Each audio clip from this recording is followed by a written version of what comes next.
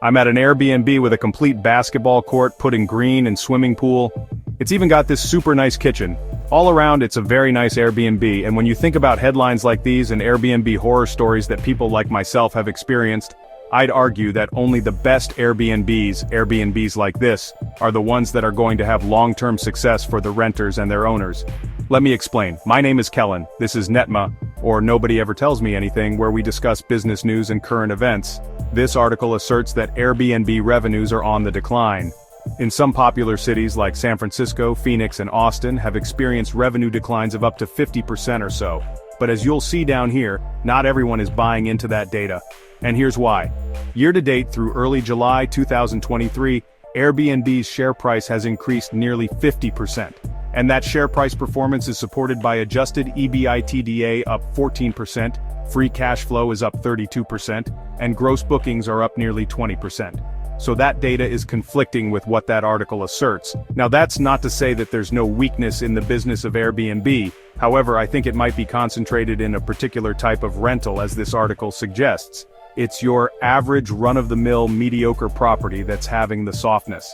By contrast, the luxury properties are doing well, as you see highlighted here. And while this article argues that these luxury properties are rented by people that are less price sensitive, I think that people will spend money if they get a chance at a very nice rental. Because while people may have a beer budget, they have champagne tastes. So when you consider that, yeah, I think that the luxury properties will do really well as those that are intentionally priced low. These properties understood their target market.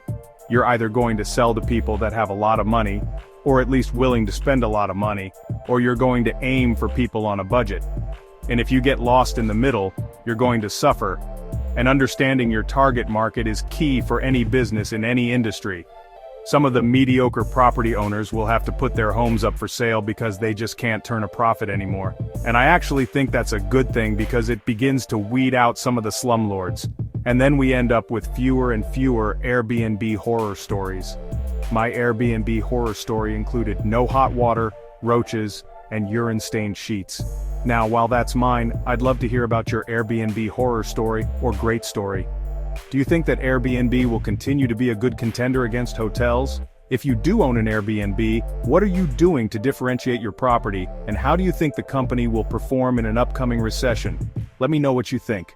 Credits, narration by Kellen, sponsored by Real Relief Properties.